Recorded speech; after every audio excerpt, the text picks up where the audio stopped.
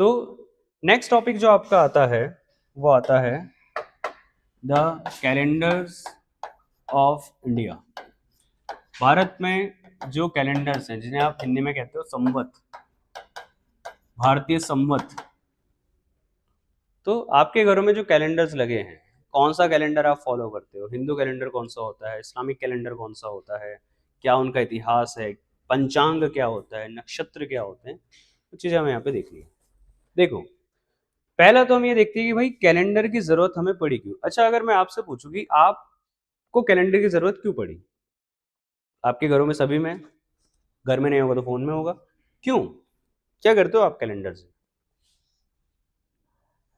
अरे time keeping, कौन सी चीजें कब मनाई जाएगी, कौन सा फेस्टिवल किस महीने मनाया जाएगा, ठीक है, कौन सा साल आपके लिए बेहतर होगा, ये महीना, साल, बर्थडे आपका सबसे इंपॉर्टेंट, सबसे राष्ट्रीय त्योहार आपका बर्थडे, तो वो कैसे डिसाइड हो रहा है? कैलेंडर से तो हो रहा है कि आप बोलोगे भाई परसों मेरा बर्थडे है, तो फिक्स हो ना आपकी परसों ही आएगा। ऐसे तो नहीं आप बोलोगे कि जिस दिन थोड़ी ज्यादा सर्दी होगी उस दिन मेरा बर्थडे हो जाएगा, नहीं। तो बेसिकली टाइम को टाइम को रिकॉर्ड करने के लिए, मैनेज करने के लिए कैलेंडर का इन्वेंशन हुआ है। ठीक, पहले क्या था, जब तक इंसान हंटिंग वाले फेज में था, गैदरिंग वाले फेज में था कि भाई शिकार करना है और कुछ करना है, उस समय तक कैलेंडर की जरूरत किसी को पड़ी नहीं। लेकिन जब इंसान सेटलमेंट में आया, एक परमानेंट बस्ती बनानी शुरू करी, तो उसमें ट्रेड कब करना है, ठीक, रिलीजियस गैदरिंग कब होनी है, धार्मिक सम्मेलन कब होने हैं, एग्रीकल्चर कब अच्छा होगा, तो इन सारी चीजों का रिकॉर्ड करने के लिए, मैनेज करने के लिए उसे कैलेंडर की जरूरत पड़ी। तो जब ह्यूमन, इंसान सिविलाइजेशन का हिस्सा बना, सिविलाइजेशन का हिस्सा बना, तो भैया ट्रेड को देखने के लिए, रिलीजियस गैदरिंग को देखने के लिए, जो धार्मिक सम्मेलन होते हैं, एग्रीकल्चर के लिए, उसे जरूरत पड़ी टाइम रिकॉर्ड की। और यहां से उसे लगा कि भैया एक चीज तो होनी चाहिए, समय का हमें पता होना चाहिए, कब हमारा ट्रेड अच्छा होगा। अब आप खुद ही इमेजिन करो ना, आप अगर आपको टाइम के बारे में नहीं पता होता तो आप क्या बोलते हैं कि भाई जनवरी से मुझे क्लास जाना है, लेकिन जनवरी तो है ही नहीं कुछ, कब जाना है, जब ठंड होगी, जिस दिन बारिश होगी, नहीं। अब ऐसा नहीं है कि कैलेंडर के इन्वेंशन के बाद ही लोगों को टाइम के बारे में पता चला, ऐसा नहीं है। कैलेंडर से पहले भी लोग टाइम कैलकुलेट करते थे। कैसे? कैलेंडर से पहले लोग टाइम कैलकुलेट करते थे सन से, सूर्य से। भाई इतनी समझ तो थी कि अगर सूरज उग रहा है तो सुबह हो रही है, सर पे है तो दोपहर हो रही है, डूबने वाला तो शाम हो रही है, फिर रात हो जाएगी। सूरज ज्यादा लंबे टाइम तक दिख रहा है तो गर्मियों का मौसम चल रहा है, कम टाइम तक दिख रहा है तो सर्दियों का मौसम चल रहा है। बेसिक नॉलेज थी, लेकिन इससे एग्जैक्ट आइडिया नहीं लगता। ठीक, अगर सपोज आप पे घड़ी नहीं होती तो आप बता सकते हो कितना टाइम हो रहा होगा एग्जैक्ट? नहीं। अब सपोज आपके धार्मिक ग्रंथ में लिखा है कि भाई आपको 5 बजे पूजा या 6 बजे पूजा करनी है, तो उसके लिए पता भी तो होना चाहिए 6 बजे कब, अंदाजा तो कोई भी लगा सकता है। ये सारी चीजें थी। तो पहले के जमाने में जो टाइम कैलकुलेट किया जाता था वो सन से किया जाता था, लेकिन आगे अब हमें इसे और रिफाइन करना था, एग्जैक्ट आना था कौन सा साल चल रहा है, कौन सा महीना चल रहा है, कौन सा दिन चल रहा है, इस पे आना था। ये लिख लिया, बेसिक है। ठीक, अगर हम बात करें कि भाई इस शुरुआत कहां से हुई, तो देखो शुरुआत होती है वैदिक एज से। जब आपके वेद लिखे जा रहे थे तब कैलेंडर का जिक्र हुआ, क्योंकि हमारे वेदों में जब आप पढ़ते हो, वेदों का एक पार्ट आता है जिसे हम कहते हैं वेदांग। वेदांग देखो, एक होता है वेदांत, वेदांत उपनिषदों को कहा जाता है, वो वेदांत होते हैं, ये होते हैं वेदांग, मतलब द पार्ट्स ऑफ वेदा, वेदों के अंग हैं ये। तो इसमें 6 अंग होते हैं वेदों के, व्याकरण, रस, और इसमें एक काफी इंपॉर्टेंट अंग माना जाता है ज्योतिष। ये वेदों का एक पार्ट होता है ज्योतिष। ज्योतिष मतलब कौन सा त्योहार किस नक्षत्र में मनाया जाएगा, आप ऐसा तो है नहीं कि अभी दिवाली बना दो, कल कल दिवाली बना सकते हो? नहीं बनाओगे, क्यों? भाई पटाखे तो फोड़ने हैं, वो तो तुम्हें अभी भी मिल जाएंगे बाजार में, तो कल क्यों नहीं फोड़ रहे? उसका टाइम नहीं आया अभी। और ये टाइम कौन डिसाइड करेगा? ये टाइम डिसाइड करेगी ज्योतिष। ज्योतिष मतलब आपके सन, आपका मून और आपके स्टार्स, आपके नक्षत्र डिसाइड करेंगे कि कौन सा त्योहार, कौन सी पूजा कब की जाती है। ठीक, एक समय आता है साल का जब हम बोलते हैं पूजा नहीं करनी इस समय, या चलो एक टाइम आता है कि भाई अभी हमें कुंभ लगने वाला है, तो कुंभ कैसे डिसाइड होता है? नक्षत्रों से डिसाइड होता है, सन मून की पोजीशन क्या चल रही है। नवरात्रे कैसे डिसाइड होते हैं कि हम आज क्यों नहीं मना रहे नवरात्रे, पहले क्यों मना लिए एक हफ्ते? वो पोजीशन थी सन स्टार्स की। दिवाली, होली, सबकी जो मतलब हिंदू या किसी भी रिलीजन के जो फेस्टिवल्स हैं, जो रिचुअल्स हैं, वो उसकी ज्योतिष पे डिसाइड होते हैं। ठीक, कल ईद बना सकते हो? नहीं बना सकते, क्यों? बना लो, टाइम नहीं आया। जब टाइम आएगा, और वो टाइम कौन बताएगा? मून बताएगा। इस्लामिक कैलेंडर में मून से टाइम निकलता है, हिंदू कैलेंडर में सन से टाइम निकलता है। ठीक, अभी खैर उस पर हम आने वाले हैं। ये था, तो भाई ज्योतिष की बात हो गई थी। अब जो सबसे बड़े दो ज्योतिष थे भारत के, एक का नाम था आर्यभट्ट, आर्यभट्ट, और एक थे आपके वराहमिहिर, वराहमिहिर। ये हैं आपके सबसे पहले कैलेंडर्स वाले। आर्यभट्ट, जिनका नाम सभी ने सुना है, जीरो की इन्वेंशन की, और वराहमिहिर। देखो, एक होता है एस्ट्रोलॉजर और एक होता है एस्ट्रोनॉमर। दो लोग होते हैं, एक एस्ट्रोनॉमर होता है जिसे आप खगोल शास्त्र के स्पेस साइंटिस्ट, एस्ट्रोनॉमर होते हैं स्पेस साइंटिस्ट। एक होता है एस्ट्रोलॉजर। ये कौन होता है? ज्योतिष है। ज्योतिष करता क्या है? देखो, एस्ट्रोलॉजर नजर रखता है स्टार्स पे। नक्षत्र जो हम वर्ड यूज करते हैं, नक्षत्र मतलब होता है कॉन्स्टिलेशन। इंग्लिश में कॉन्स्टिलेशन कहा जाता है नक्षत्र को, मतलब स्टार्स की पोजीशन कहाँ पे है अभी, वहां से एस्ट्रोलॉजी शुरू होती है। जैसे बोलते हैं भाई आपका ये शनि खराब चल रहा है, मंगल खराब चल रहा है, मतलब आपके स्टार्स की पोजीशन हिली हुई है सारी, तो ये स्टार्स को देखता है। जबकि एस्ट्रोनॉमर जो होता है ये पूरे स्पेस को देखता है। स्पेस में कौन कौन है, सन है, मून है, ये सारी है, सन कैसा है, हीलियम। भाई एस्ट्रोलॉजर नहीं बताएगा सन हीलियम से बना है, एस्ट्रोनॉमर आपको बताएगा सन हीलियम से बना है, क्योंकि उसका काम है स्पेस के बारे में पढ़ना, और इसका काम है स्टार्स को देखना और अपने फेस्टिवल्स रिचुअल्स को मेंटेन करना। आर्यभट्ट दोनों थे, एस्ट्रोनॉमर भी थे और एस्ट्रोलॉजर भी थे।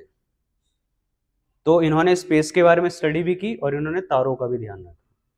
ठीक, ये एस्ट्रोलॉजर भी थे, ये एस्ट्रोनॉमर भी थे, जबकि वराहमिहिर एक एस्ट्रोलॉजर थे। इनसे बेहतर ज्योतिष पूरे भारत में नहीं आई अभी तक किसी को। इनका पूरा ग्रंथ है एक ज्योतिष के ऊपर, पूरा जो आज सारे बाबा बैठे हैं एस्ट्रो टॉक पे, वो जो ज्योतिष पढ़ रहे हैं, उनके पिता ये हैं वराहमिहिर, जिन्होंने इंडिया में एस्ट्रोलॉजी को इन्वेंट किया है। ठीक, ये एस्ट्रोलॉजर हैं सबसे बड़े भारत के, ये दोनों हैं।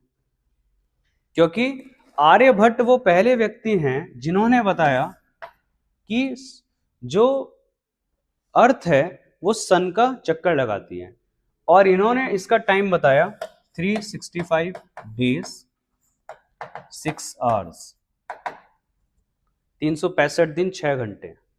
वैसे तो एग्जैक्ट अगर मैं बात करूं 12 मिनट और 30 सेकेंड, एग्जैक्ट टाइम बताया था इन्होंने कि इतने में एक आपका साल निकल जाएगा। तो यहां से हमें पता चला ईयर के बारे में कि एक साल 365 दिन का होता है, जिसमें हम सारे सीजन्स एक साथ देख सकते हैं, जो कि मॉडर्न कैलकुलेशन से बहुत मिक्स था, बहुत क्लोज था।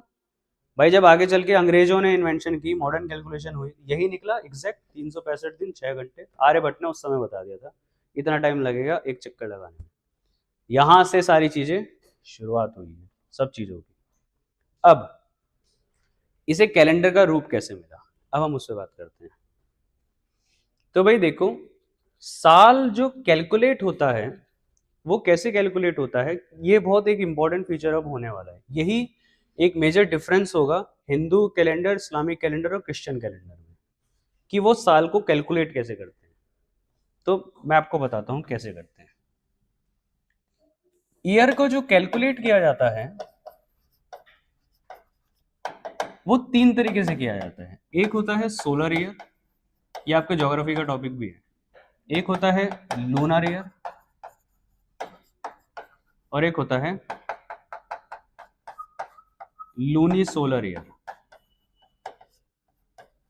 लूनी सोलर ईयर सौर वर्ष, चंद्रमा वर्ष और सौर चंद्रमा वर्ष मिक्स है। लूनी, लूनर भी और सोलर भी है। देखो भाई, दोनों का समझो। सोलर ईयर क्या होता है? सोलर ईयर वो ही होता है जैसे आप एक साल, जिस दिन आप न्यू ईयर मना देते हो। सोलर ईयर मतलब है कि सन, अर्थ को सन का चक्कर लगाने में कितना समय लगेगा, उसी को सोलर ईयर बोले जाते हैं, जो आप नॉर्मल भाषा में एक साल बोलते हो। ठीक, तो अर्थ को सन का एक रेवोल्यूशन, एक चक्कर लगाने में कितना समय लगेगा, वो होता है सोलर ईयर। इसमें होता है आपका 365 डेज और 6 आवर्स। ये होता है जो सूर्य से निकलता है। इजी है। तो आप जो बोलते हो ना, आप सोलर ईयर की बात करते हो। लूनर ईयर थोड़ा सा डिफरेंट होता है और ये बहुत एक अलग भी है। लूनर ईयर कैलकुलेट किया जाता है मून से, चांद से। इसमें ऐसे निकलता है, इसमें महीने का कैलकुलेशन होता है, फिर साल निकलता है। इसमें ऐसा होता है कि भाई चांद को पृथ्वी का एक चक्कर लगाने में कितना समय लगता है, वहां से कैलकुलेशन शुरू होती है। कि हमें पता है ना, मून जो है आपका वो अर्थ के चक्कर लगाता है, तो उसे हम एक महीना बोलते हैं यहाँ पे। और इनका जो महीना होता है ना, मंथ जो होता है, वो होता है 29.5 डेज का। ये लूनर ईयर होता है, ये लूनर मंथ है।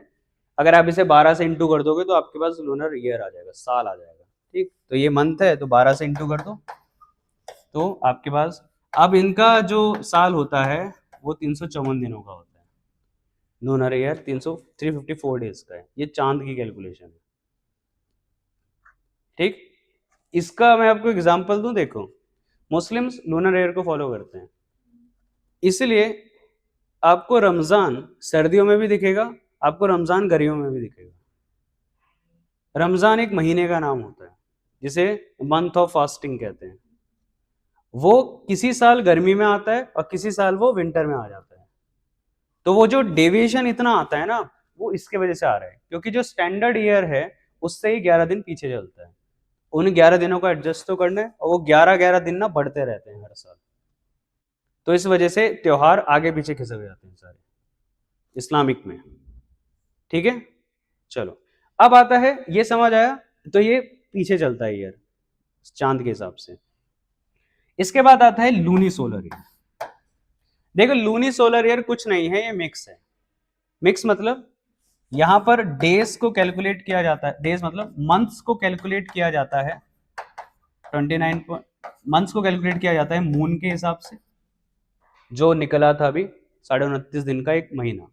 और ईयर को कैलकुलेट किया जाता है सन के हिसाब से, 365 दिन के हिसाब से। अब आप बोलोगे सर ये तो फिर कैलकुलेशन ही खराब हो जाएगी। ईयर आपने कैलकुलेट करा सन से और मंथ आपने कैलकुलेट कर दिया मून से। इसीलिए हिंदू कैलेंडर में, ये भी एक हिंदू कैलेंडर का तरीका है, एक कैलेंडर होता है जिसमें 13 महीने आते हैं। हाँ, 13 महीने आते हैं। ये दिन एडजस्ट होते हैं आगे चल के, और उस 13वें महीने को कहते हैं अधिक मास, एक एक्स्ट्रा महीना। हर साल नहीं आता, कभी कभी आता है, तो वो इसे एडजस्ट करते हैं। जबकि इस्लाम में एडजस्ट नहीं होता, इसलिए वो त्यौहार खिसक जाते हैं, इसमें एडजस्ट हो जाते हैं। ठीक, तो कई बार कैलेंडर में आपको 13वां महीना दिखता है जब आप पंचांग पढ़ोगे, ये आपको नॉर्मल कैलेंडर में नहीं दिखेगा, ये पंचांग में दिखेगा। क्लियर? खैर, उस अधिक मास पे हमें जाना नहीं है। हमने एक नॉर्मल देखा कि पूरे वर्ल्ड में ऐसे कैलकुलेट होते हैं कैलेंडर। कोई चांद से निकाल रहा है, कोई सूरज से निकाल रहा है, कोई मिक्स कर दे रहा है। अब भारत में 4 इंपॉर्टेंट कैलेंडर चलते हैं, बस उन चारों को हमें देखना है, फिर ये टॉपिक आपका समाप्त हो जाएगा, खत्म हो जाएगा। याद तक क्लियर हुआ? इजी है, ठीक। थोड़ा ज्योग्राफी भी पता चलिए आपको। अब इंडिया में 4 कैलेंडर्स चलते हैं। पहला आता है इसमें विक्रम कैलेंडर, विक्रम कैलेंडर, विक्रम संवत,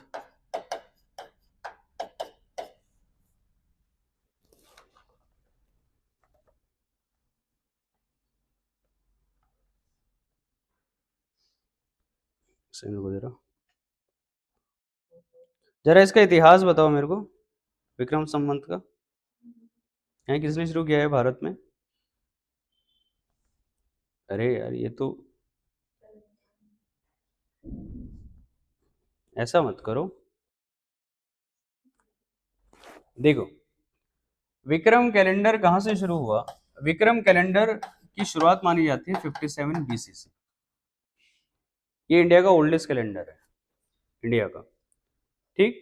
और विक्रम संवत जो है, इसकी कहानी बताता हूं मैं आपको। उज्जैन के एक राजा थे जिनका नाम था विक्रमादित्य।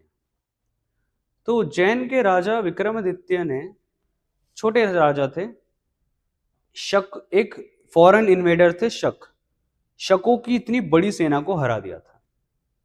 तो जिस साल उन्होंने उस शक की सेना को हराया, उस साल उन्होंने बोला कि भाई आज से मैं एक नया कैलेंडर शुरू करता हूं, और उस कैलेंडर का नाम पड़ा विक्रम कैलेंडर, क्योंकि ये राजा विक्रमादित्य ने शुरू किया था। विक्रमादित्य एक नाम है जो आगे चल के टाइटल बना। जो महान राजा हुए उन्होंने टाइटल लिया चंद्रगुप्त विक्रमादित्य।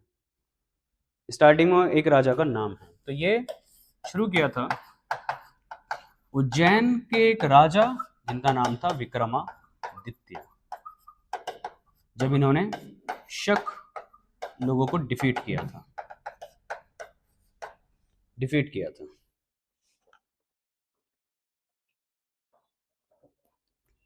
ठीक। अब देखो विक्रम कैलेंडर का यूज कहां होता है? विक्रम कैलेंडर का यूज होता है ज्यादातर रिलीजियस टाइम में। जो भारत में त्योहार निकाले जाते हैं ना, होली कब पड़ेगी, रक्षाबंधन कब पड़ेगा, ठीक है, रिलीजियस और कल्चर जो कॉन्टेक्स्ट है, क्योंकि ये एक हिंदू कैलेंडर है तो इसमें हिंदू फेस्टिवल्स निकाले जाते हैं, ठीक। तो हिंदू जो रिलीजियस फेस्टिवल्स हैं, कल्चरल फेस्टिवल्स हैं, उनका कैलकुलेशन विक्रम कैलेंडर से होता है। इसके मैं भी आपको महीने भी बताऊंगा। इसके महीने होते हैं आपके चैत्र, माघ, फाल्गुन, ये इसके महीने हैं। बात समझ आई? ये बेस होता है, ये एक लूनी सोलर कैलेंडर है, इसमें आता है वो अधिक मास, लूनी सोलर कैलेंडर है। तो इसमें पता है क्या होता है? देखो इसमें ये होता है, अब आप इसे बहुत अच्छे से समझ पाओगे। साल तो इसमें 365 का ही लेंगे, वो जो एक्स्ट्रा दिन आएंगे वो 13वां महीना डालेंगे। साल तो सेम होगा जैसा दिखता है। महीनों को ना ये पक्ष में, क्योंकि इनका महीना मून से चलता है, तो ये मून से अपने महीने को डिवाइड, जैसे आप पढ़ते हो शुक्ल पक्ष और कृष्ण पक्ष, तो वो पक्ष इनका होता है। क्योंकि इसमें मंथ मून से कैलकुलेट होता है, अभी मैं आपको बताऊंगा इसे निकालेंगे कैसे। मून से कैलकुलेट होता है, तो ये पूरे महीने को 2 हिस्सों में बांटते हैं। एक हिस्सा होता है जिसे हम कहते हैं शुक्ल पक्ष, शुक्ल, और एक होता है कृष्ण पक्ष, कृष्ण। देखो सिंपल फॉर्मूला है, कुछ घबराना नहीं है इसमें। कृष्ण को बोला जाता है ब्राइट, ब्राइट फेस, और कृष्ण को बोला जाता है डार्क। देखो भाई, कृष्ण मतलब ही डार्क होता है कलर। तो जो हम कृष्ण नाम सुनते हैं भगवान का, वो उन्हें इसलिए कहा जाता था क्योंकि वो डार्क स्किन थे, इसलिए उन्हें कृष्ण कहा जाता था कि ये डार्क स्किन है। तो कृष्ण मतलब ही डार्क होता है, ठीक। काले कलर का पर्यायवाची होता है कृष्ण, ठीक। अब इसमें देखो ये शुरू कैसे होता है। डार्क फेज इसे क्यों कहा जा रहा है कि पूर्णिमा जो होता है फुल मून, पूर्णिमा के अगले दिन से शुरू हो जाता है कृष्ण पक्ष, क्योंकि वो फुल मून है, उसके बाद चांद घटना शुरू हो जाता है, अंधेरा शुरू हो जाता है। तो ये शुरू होता है पूर्णिमा के अगले दिन से। अगले दिन से। कोई भी त्योहार कृष्ण पक्ष में नहीं पड़ता क्योंकि ये डार्क होता है। समझ गए? एक आइडिया आपको लग गया होगा कि अब त्योहार कैसे डिसाइड किए जाते हैं। तिथि मून से निकलती है। और ये कब से शुरू होगा? ये ब्राइट है, ये होता है अमावस के अगले दिन से। अमावस डार्क है, उसके बाद से आपको चांद दिखना शुरू होता है, हल्का क्रिसेंट, हल्का, फिर धीरे धीरे वो बड़ा होता है। ये शुरू होता है अमावस के अगले दिन से। ज्यादा पंडित गिरी पढ़ा दी मैंने तुम लोगों को, बस खत्म करेंगे इसे, बहुत ज्यादा हो गया। बट भाई थोड़ा बहुत तो पता ही होना चाहिए था। कृष्ण शुक्ल तो पूछ ही लेता है, इतना तो पूछ लेता है। आगे नहीं बताऊंगा मैं आपको नक्षत्र कैसे निकालते हैं। हाँ ये जरूर बताऊंगा कि विक्रम कैलेंडर निकलता कैसे, कैलकुलेट कैसे होता है, ये तो हक है आपका जानना।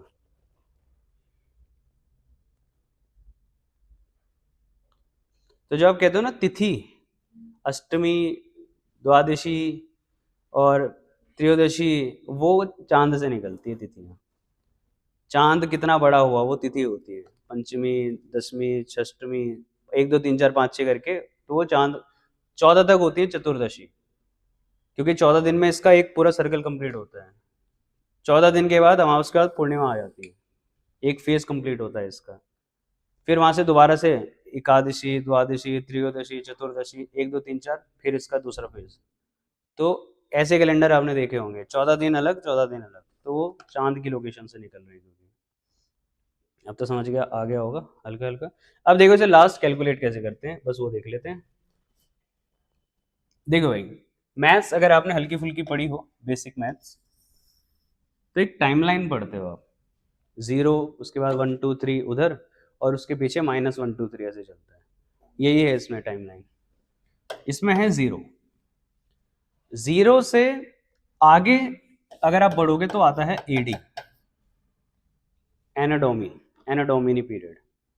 हिंदी में आप इसे कहते, इंग्लिश में आप इसे, हिंदी में आप इसे कहते हो ईस्वी। ठीक है, ये ईस्वी होती है।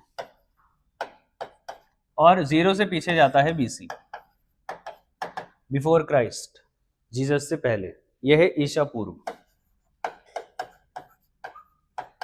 ईशा पूर्व। ईशा कौन है यहाँ पे?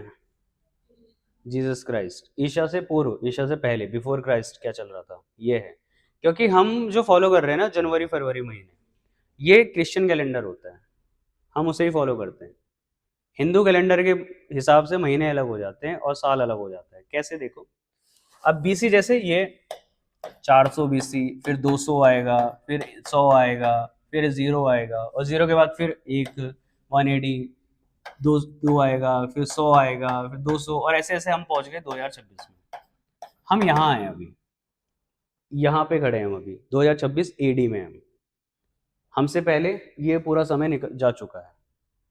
अब जो विक्रम कैलेंडर शुरू हुआ वो कहां से शुरू हुआ? वो यहां से शुरू हुआ है, 57 बीसी से। बीसी है ना वो, तो यहां से शुरू हुआ 0 से पहले, क्योंकि जीसस क्राइस्ट से पहले वो घटना हो चुकी थी। जब तक जीसस क्राइस्ट पैदा नहीं हुए थे उससे पहले यहाँ लड़ाई हो चुकी थी। उससे पहले यहाँ मौर्य आ चुके थे। मौर्य यहाँ पे हैं, अशोक 257, अशोक, जीसस क्राइस्ट से पहले अशोक था, और अशोक से पहले इंडस वैली सिविलाइजेशन थी। जो हम बहुत बात करते हैं 3000 बीसी, वो इधर चल रहा है कहीं पे, उसके तो हम बहुत आगे निकल जाते हैं। ठीक, अब देखो, अब भैया हमारे यहाँ जो 2026 चल रहा है वो कैलकुलेशन यहाँ से हुई है, 0 से, 0 1 2 3 करके। लेकिन विक्रम कैलेंडर तो 0 से पहले ही शुरू हो गया था। तो अगर हमें निकालना है तो हमें क्या करना होगा? हम 57 को प्लस कर देंगे। अगर आप आज के ईयर में 57 प्लस कर दोगे तो विक्रम ईयर आ जाएगा आपके पास, विक्रम कैलेंडर आ जाएगा। तो प्लस करो जरा,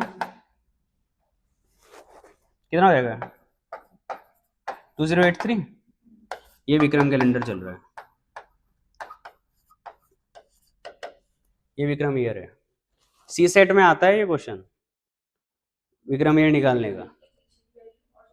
हाँ देखो सिंपल है भाई, आप सपोज यहाँ से यहाँ तक चले 5 किलोमीटर, ठीक, आप यहाँ पे रुक गए, आपके दोस्त का घर आ गया, उसके बाद आपने एक और रैपिडो बुक करी और आप पहुंच गए 2 किलोमीटर और दूसरे दोस्त के घर। अब मैं अगर आपसे पूछूं कि आप टोटल कितना चले, तो आप प्लस ही कर दोगे, 7 किलोमीटर चली सर मैं, वही है, यहाँ तक आप आए, फिर 57 और चल गए आगे, प्लस हो गया। इजी है। विक्रम ऐसे निकलता है। अगर आपको ध्यान हो, अगर आपने इंडिया की प्रेमबल पढ़ी हो, जो हमारे संविधान का इंट्रोडक्शन है, we the people of India, हम भारत के लोग, उसमें लास्ट में एक डेट लिखी है, लिखिए प्रेमबल की लास्ट में एक डेट 26 नवंबर 1949, उसके ब्रैकेट में लिखा है विक्रम वर्ष 2006। तो वो ऐसे निकाला था। आज पढ़ना जाके तुम्हें 2006 भी दिखेगा, दिखेगा पक्का दिखेगा।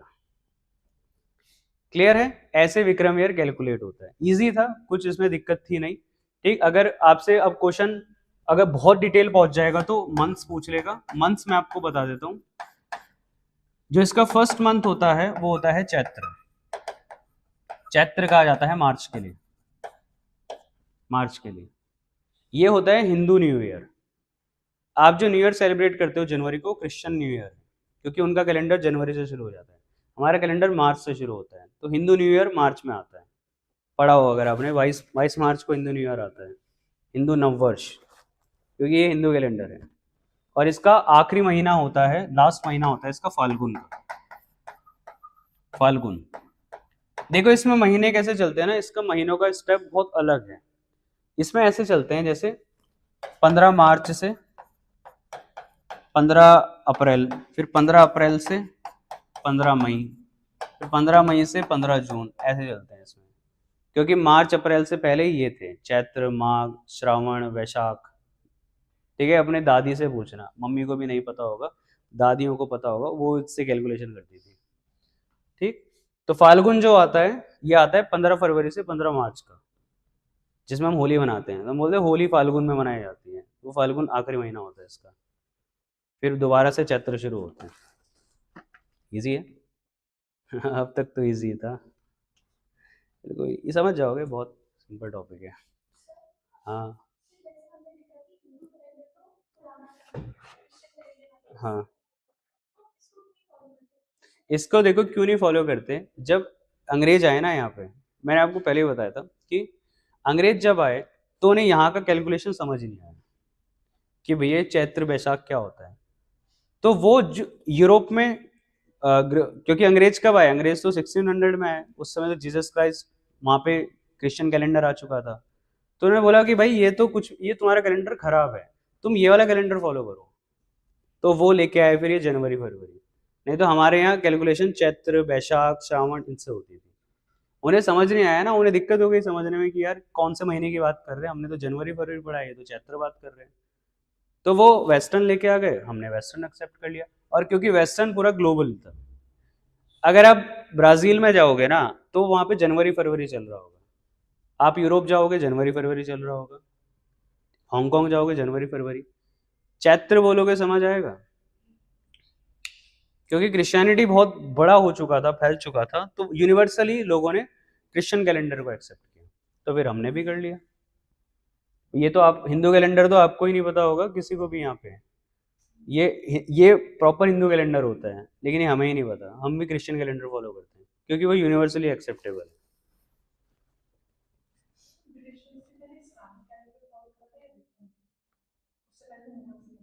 हाँ, मुगल्स, देखो मुगल्स फॉलो करते थे हिजरी कैलेंडर को, जो इस्लामिक कैलेंडर है। हिजरी अभी पढ़ोगे आप, हिजरी कैलेंडर भी लगभग पहले विक्रमी कैलेंडर आया, इसके बाद एक और कैलेंडर आता है शक, फिर आता है हिजरी कैलेंडर। मुगल्स हिजरी को फॉलो करते थे। और मुगलों ने तो अपना भी एक शाहजहां ने तो अपना भी एक कैलेंडर छापा था कि मुझे हिजरी नहीं फॉलो करना, मुझे कुछ और फॉलो करना है। शाहजहां का एक और कैलेंडर था। जैसे हिंदू कैलेंडर बहुत पुराना है, लेकिन आप एक गुप्त कैलेंडर भी पढ़ते हो, गुप्तों ने अपना कैलेंडर भी निकाला था। ठीक है, चंद्रगुप्त ने अपना कैलेंडर निकाला था, तो वो निकालते रहे। ये स्टैंडर्ड कैलेंडर है जिन्हें भारत सरकार फॉलो करती है। भाई भारत में आपको पता है 100 से ज्यादा कैलेंडर्स हैं। बुद्धिस्ट का अपना कैलेंडर है, अब तो Buddhist new year, Jain new year, Parsi new year, सब ने अपना अपना बना रखा है। डिपेंड करता है भारत सरकार किसको एक्सेप्ट करेगी। ऐसे तो 100 कैलेंडर हो जाएंगे तो 100 कैसे मैनेज करोगे आप, तो कंफ्यूज हो जाओगे। तो इसलिए भारत सरकार ने कुछ कैलेंडर को रिकॉग्नाइज कर रखा है। सेकंड आता है आपके सामने शक कैलेंडर।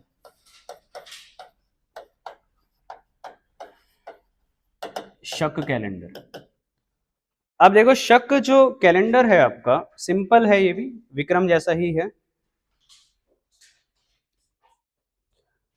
शक कैलेंडर शुरू हुआ था 78 एडी में जाके, ठीक है। तो अब इसे किसने शुरू किया था? इसे शुरू किया था कनिष्क ने। कनिष्क जो राजा था, कनिष्क का ए तो लगा देते हैं, रामायणा पढ़ते हैं, रामा को पढ़ते हैं, कनिष्क है ये। कनिष्क पाल तो कोई था ही नहीं, ये कुषाण राजा है।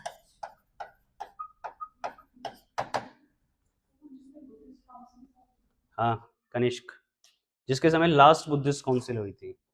तो कनिष्क कुषाण राजा था, एक बहुत बड़ा राजा माना जाता है कनिष्क को इंडिया का। तो अब इसने 78 एडी में पता है कब किया था?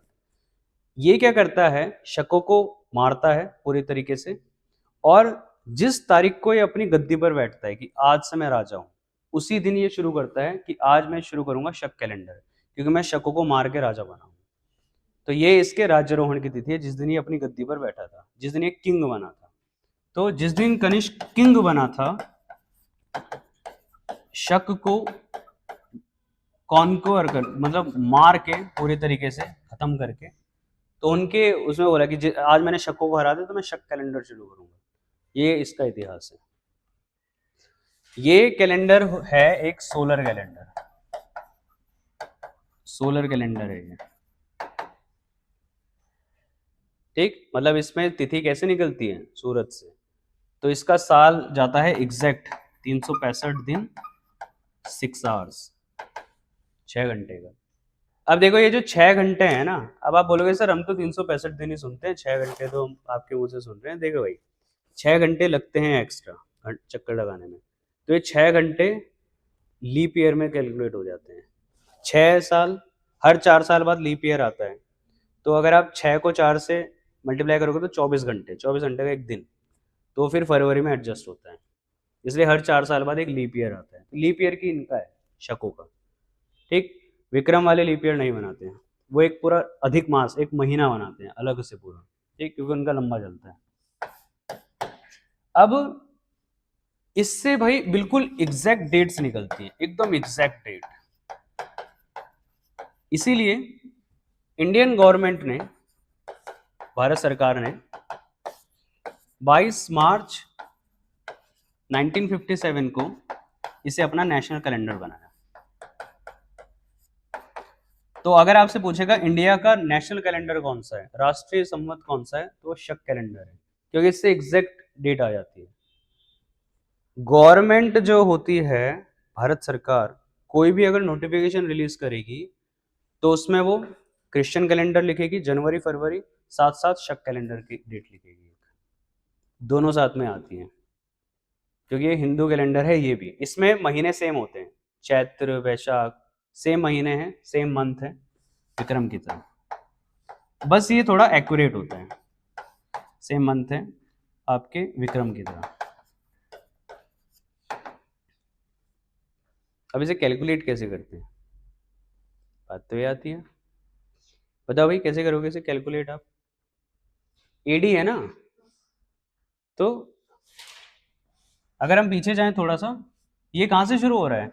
ये यहाँ से कुछ शुरू हो रहा है, यहाँ से है ये 78 एडी, क्योंकि एडी में चल रहा है। तो अब आपने जो 2026 कैलकुलेट किया था वो तो यहाँ से किया था, लेकिन ये तो थोड़े टाइम बाद आया, तो क्या कर दोगे, माइनस कर दोगे, तो आपके पास समय आ जाएगा पूरा, ठीक। तो अगर आपको विक्रम ईयर निकालना है तो भाई 2026 में से 78 माइनस कर दो, तो आपका आ जाएगा 1948, थिंक 48 आ जाएगा। ये शक ईयर चल रहा है अभी आपका। अब घर जाके पंचांग देखना, तो पंचांग में 1948 चल रहा है अभी कैलेंडर, जिसमें तिथि आती है। दूसरा एक क्वेश्चन आपसे और आ जाता है, इन दोनों का डिफरेंस पूछ लिया जाता है, दोनों में डिफरेंस कितना है, कितने सालों का डिफरेंस है, बताना जरा, दोनों में कितने साल का डिफरेंस है, शक ईयर और विक्रम ईयर में दोनों में कितने साल का डिफरेंस है। आज तुम्हारा थोड़ा मैथ्स का टेस्ट भी हो जाएगा।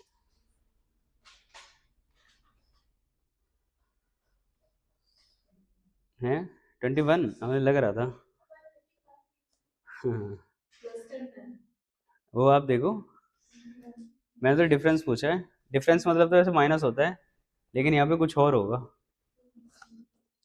अरे देखो बच्चों, ये देखो, एक कैलेंडर ये है 57, एक कैलेंडर यहाँ है, तो इनका डिफरेंस क्या होगा? पहले यहां से तुम 0 तक आओगे, और उसके बाद फिर 0 से 1 से दोबारा शुरू करोगे यहाँ तक, यानी प्लस करना है आपको, तो 135 आएगा। 135 साल का होता है इनमें फर्क,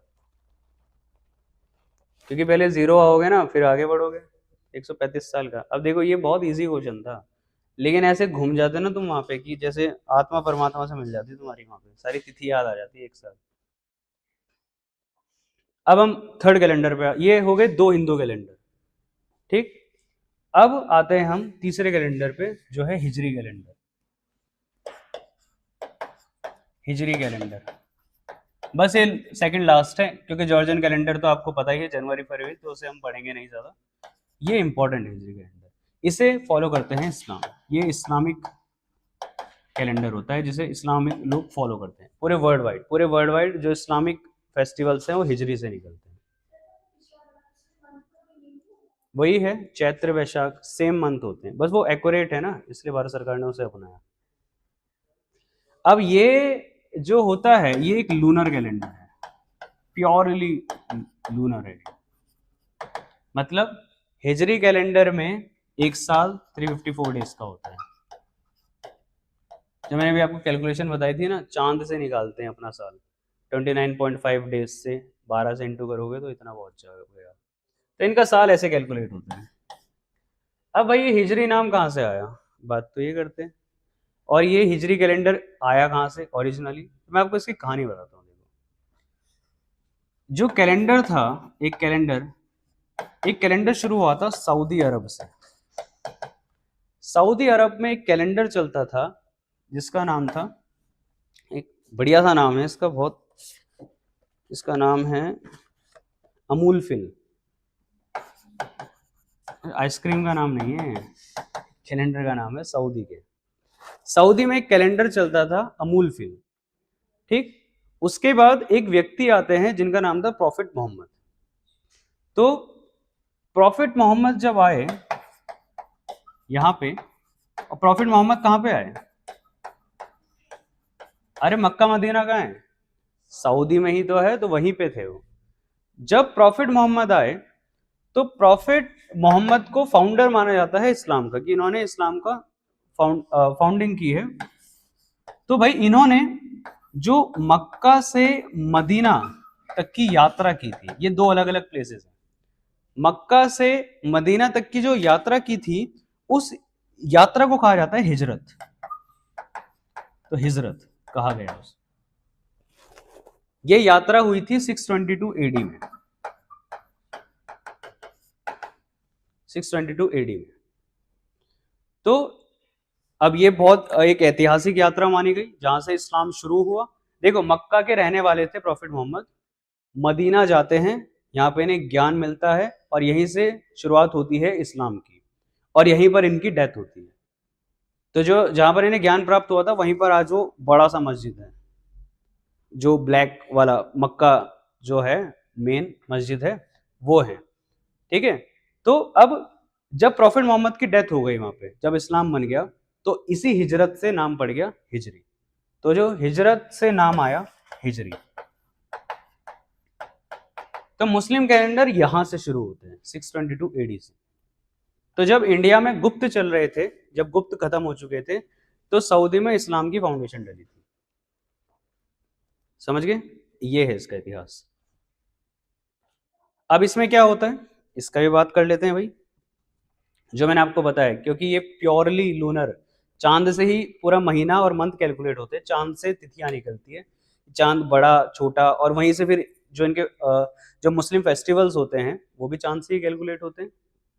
ईद चांद से ही तो कैलकुलेट होती है, बिना उसके नहीं हो सकती वो।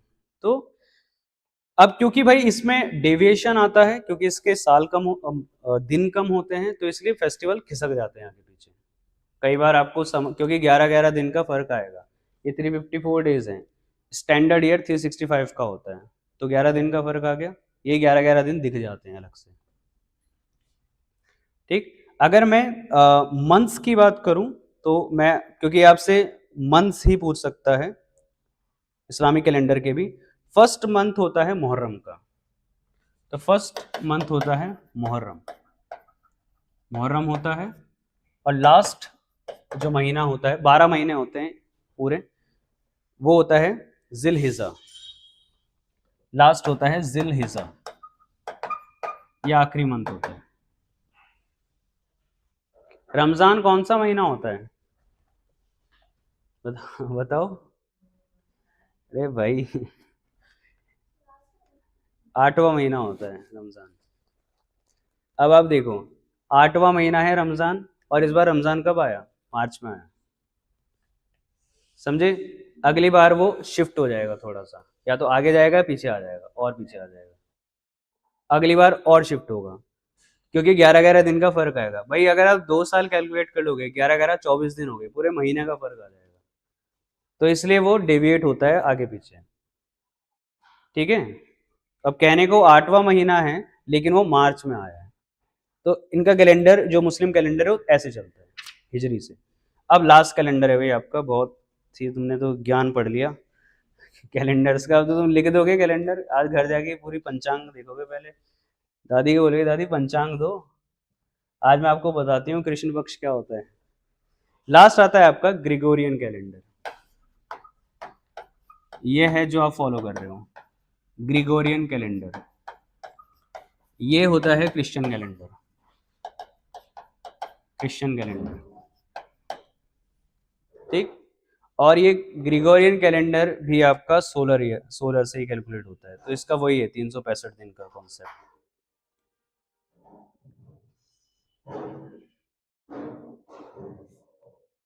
ठीक, तो ये माना जाता है इसकी शुरुआत हुई 0 AD से, जीसस क्राइस्ट का जब जन्म हुआ तो एक नया दौर शुरू हुआ, क्रिश्चियनिटी शुरू हुई जीसस क्राइस्ट से, तो जीसस क्राइस्ट से क्रिश्चियनिटी शुरू हुई, तो यहीं से ये कैलेंडर भी शुरू हो गया। इसके मंथ हैं जनवरी फरवरी, और लास्ट है दिसंबर, आप इसको फॉलो करते हो, इसके अकॉर्डिंग आता है जनवरी में न्यू ईयर।